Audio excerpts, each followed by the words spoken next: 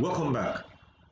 Earlier on, I mentioned about branding as an interesting concept and more like the ability of companies to create a lifestyle out of a product, a service, or a solution. Branding has to do with building trust and building relationship with the customer over time. Branding is something that evolves and it's something that you have to keep at and work on. One of the things that actually help brands become more prominent and more visible is probably the color they use for their company's logo, the facade in their company, the logo, the design, and the distinctive way that they serve their customers and all of that. It's also about building a culture whereby your values and your competencies lie at the core of your business operations. I mentioned about brand management from the point of view of the employer. The employer looks at the brand as just an entity, as a kind of something, a kind of a product, a kind of an offering that is placed in the market, and you hope that everybody will like it and all of that. And sometimes businesses get lucky and they make services that people actually like, probably the logo, the design, and all of that. Look at Apple, for example. Apple had done fantastically well as a company. Now they have to now understand what actually makes their company fantastic and work well. They understand that the speed, the processing, and the aspirational part of that product is what actually resonates with the brand of their customer. So Apple as a customer, they do high-end products and services that are top-notch, and people that want quality will always want from it. Now, from the look of the employee, looking at brand and how to manage a brand, an employee looks at the design, looks at the uniqueness, the way and the flow of reaching out and engaging the customer, of who they are between the employer and the employee. So that's how they view brand. They look at it from the delivery part of it, the operational part of it. They look at it, the design, the processes, the way the shop floor is arranged, and all of that. It gives the employee a sense of understanding and a cultural affinity, more of it. However, from the look of the customer itself, who happens to be the final recipient of the product or the service or the solution you bring. It's the personality, is what it eventually makes them become, and if you look at the first picture on the left about the lady that's wearing a braid, and see how excited she is, looking at and smiling at the camera, or whoever is taking a picture. It signifies the personality. She looks fantastic, just like Cleopatra or something. And that is what a brand means to a customer. So you see the difference in the way businesses view their brands, the way customers view their brand, and the ways the employees in the office space feel the brand. And you look at the lion and the lioness, and the play and the velocity of activity that resonates around them. It's, when you see a lion or a lioness, you know that it's really a fierceful and a fearsome environment. You don't want to be there. You trust me, you don't want to be there. So its virility, its strength, it shows ability to withstand competition, stiff opposition, and all of that. So when you see the brand with a logo of a lion, they are touting their strength, their virility, and all of that. And that's how the customers view the brand. So businesses that want to succeed must have a 360-degree view of how they view their brands. They must view their brands from their own perspective as a business owner. They must view the brand from the perspective of the employees, and they must also view the brand from the perspective of the users, that is the customers. But interestingly, yes, there's still one more way I think brands should actually look at it. Now, there's been so much challenges between being an entrepreneur and being a business owner.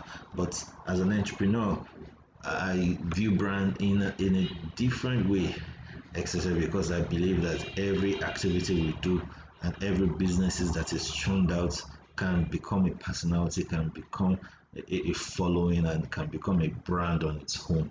So that's why we have businesses that jump from one businesses, entrepreneurs that jump from one businesses to other, creating product services that resonate and drag them along. And I want to look at Elon Musk in this space. Elon Musk is one of the largest producers of electric vehicles all over the world, and as of today, is the richest man in the world. And that's not just the only thing Elon Musk has been able to do. Elon Musk is also the SpaceX champion that does tourism space, and Elon Musk used to be co-founder of PayPal. And in all of this, what has Elon Musk been able to do, even as a person? When Elon Musk speaks, a lot of things get to put themselves into shape and all of that. So from the entrepreneur's point of view, I will see brand as a conception, it's an idea, it's an expression, it's an experience. So the best way to look at a brand in my own perspective is to look at it from the perspective of an entity providing benefits instead of more than features. I look at it creating a culture of consistency in terms of operational activities.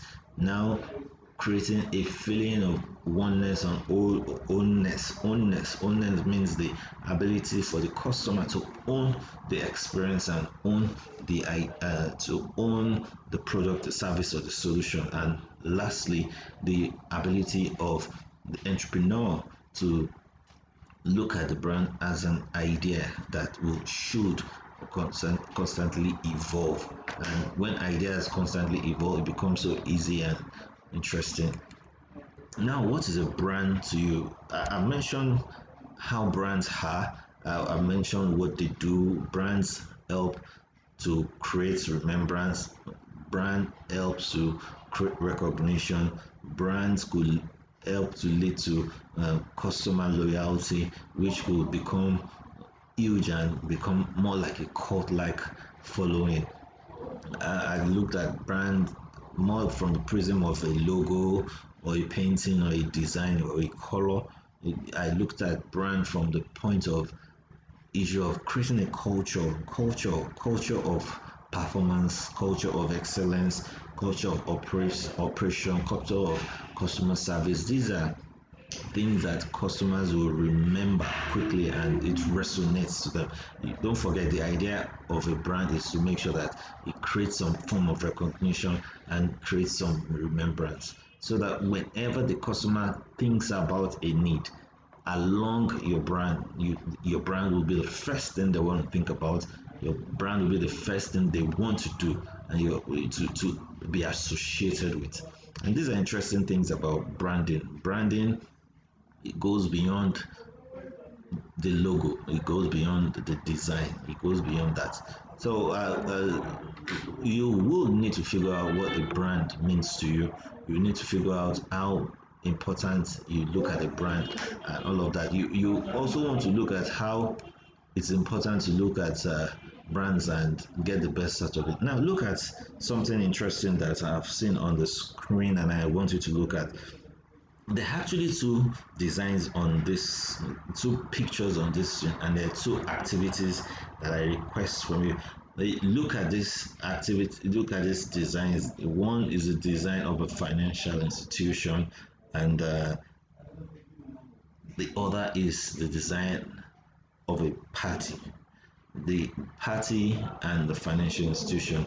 What kind of experience are these two organizations, what do they have in common? What it's similar to them and what resonates to them and what makes them different from each other. These are things that we might need to look at and we might need to improve upon. Now let's look at the issue of the financial institution. What is the basic work of a financial institution? They take money from the people that have surplus and give to the people that need the money, and both parties pay a premium for that. And that's what traditional banking does. But now, apart from that, banking and bankers have seen that they can get more done through facilitation of processes and procedures. So now, and over time, banking has evolved. Banking have now dovetailed into our mobile phones. Now we don't need to go to the bank to go to the bank, if you understand. Now we can bank right from our home. We can bank anywhere all over the world, and anytime we want to bank, all we have to do is have the bank app on our mobile phone, and voila, we are good to go. So what does that mean in this that means they bring convenience, they solve issues, and they make resolutions. Now look at the other designs. Actually a pool party, but if you look at the design, you see that some things do not blend. You cannot have a pool party dressed up, so you need to check about it. Now, these are the things that cause clash and distraction in a brand. They have brand clash, brand distraction, and or brand dilution. You must understand how to make your brand much more thick and viral, more than becoming more diluted. So when advertisements and products and services are being churned out, you should be able to know what to do, how to mix pictures with words and match them with actions and all of that. So in this what I would like you to look at this two two pictures, write three most striking things that you find in them that will make you want to check them out again. Then write down two things that you think they might have missed out, and marry that to your brand and see how you can improve on it. Now, we haven't talked about that.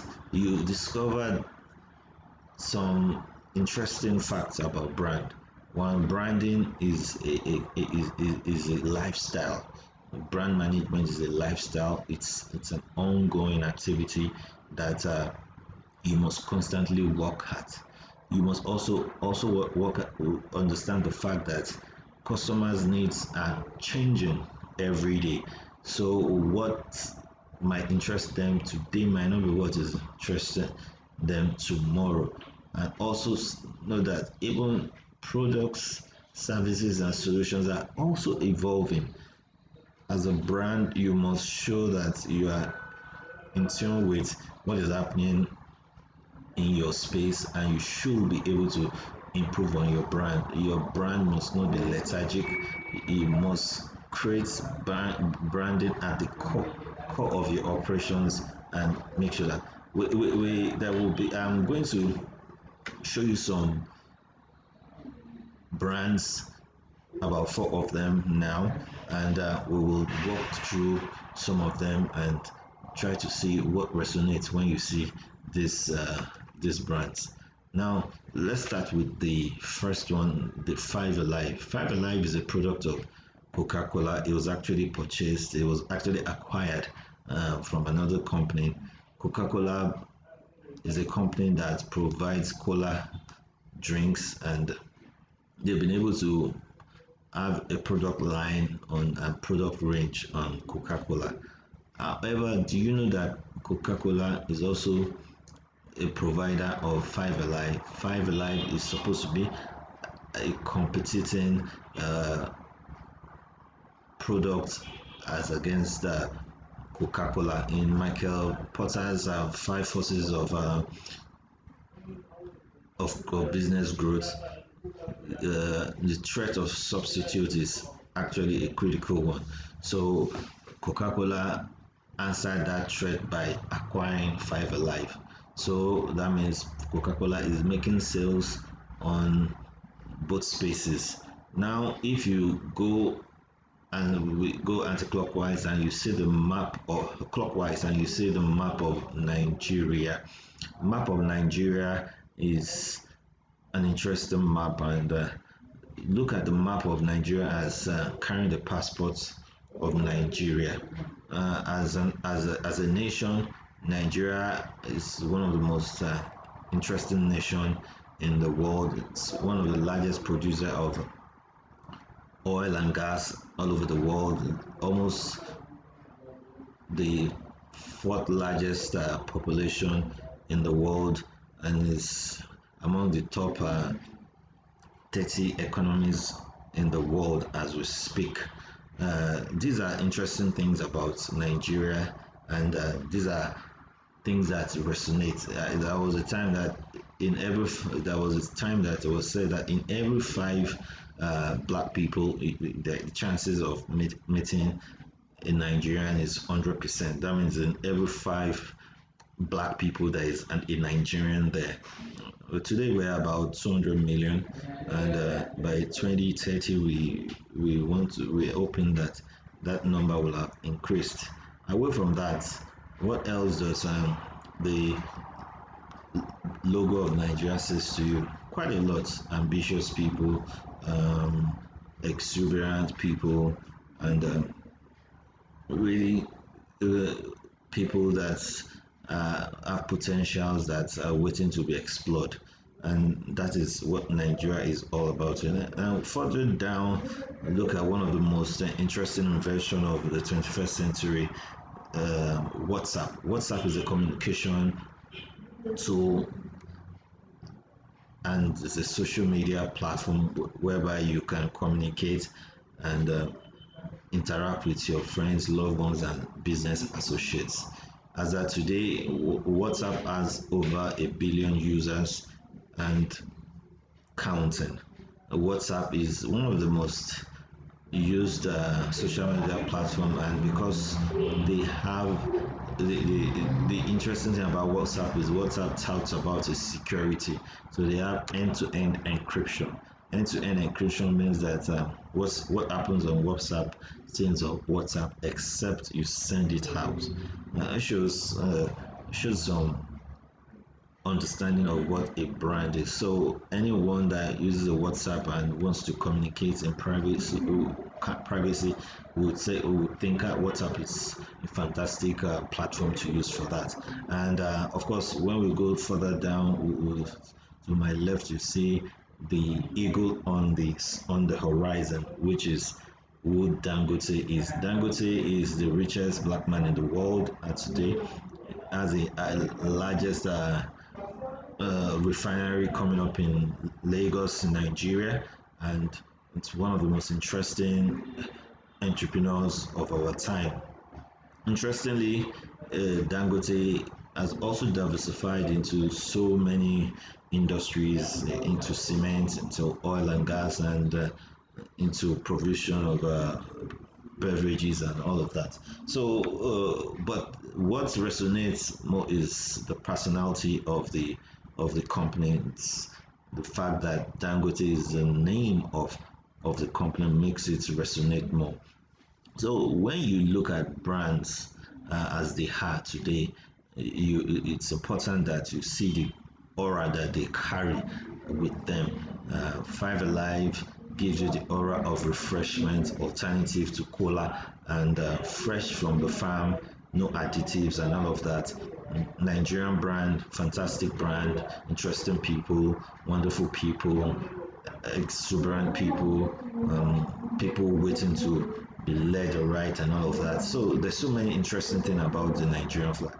Then WhatsApp, Mark Zuckerberg, is a young guy, interesting personality, and bringing communication to us in the most interesting and engaging way.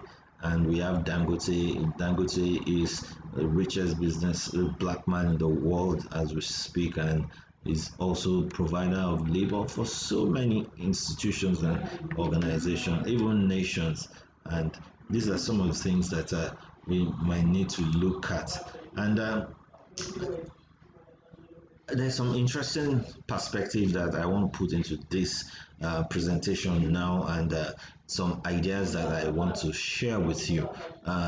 I look at brands from two perspectives. I look at the brand as a key brand, and I look at brand as the dying brand. A key brand means a brand that is resonates more and keeps evolving over and over, and as challenges comes, they're able to transit from one challenge to the other and from one innovation to the other, and also they've been able to improve their processes over time too. So but for dying brands, what makes them qualify to become dying brand is their lack of innovation. When brands do not innovate, it becomes so challenging for them to stay afloat in business. So innovation is a critical tool in brand management, and being lethargic. When brands become lethargic, it becomes so challenging for them to operate in the most seamless and operational way. Now, the idea is we list what causes innovation, and the causes these companies have taken over time. Look at the left side, that's Coca-Cola. Coca-Cola is an innovative company, and they continually improve their processes. We've had diet cola, we've had cola with no sugar and all of that, and that shows you that they are feeling the pulse of the market, and they're giving the market what they want and all of that. And also Samsung is one of the largest sellers of mobile phones in the world, one of the most enduring and exciting electronics company in the world as we speak. But we look at but that they happened about 35 years ago. About 15, 25 years ago, Nokia was the king, it was the bride of the market. Nokia had fantastic communication tools and gadgets, but as of today, Nokia does not operate in that space anymore. And also, an interesting company in Nigeria, Nasco Biscuit. I remember vividly when Nasco Biscuit was one of the most favorite biscuit then. A lot of challengers and market challengers came in, and they've been able to disrupt that space. So once again, learning how to position has to do with what makes brands succeed is their ability to innovate, as well as their ability to re-engineer their processes most of the time. And another thing about brands that are living or key brands is their ability to diversify, and also their ability to improve on their processes. Continuous process improvement, diversification, and all of that helps brand become better and more viral. While brand that lack diversification strategies, or they are very inflexible, it becomes difficult for them to survive. But in diversification, how do we ensure that we do not dilute the brand power of that of the parent company or the core company while you're diluting it? You can look at this from a standpoint of Facebook. Facebook recently changed to Meta, and I want to believe that one of the strategic reasons why that is so that they could have different brands that can stay on their own. Now, Facebook will stand as Facebook, Instagram will stand as Instagram, WhatsApp will stand as WhatsApp, but they will have a parent company they call Meta, because Now Facebook is thinking into the future, and that is quite interesting. So one of the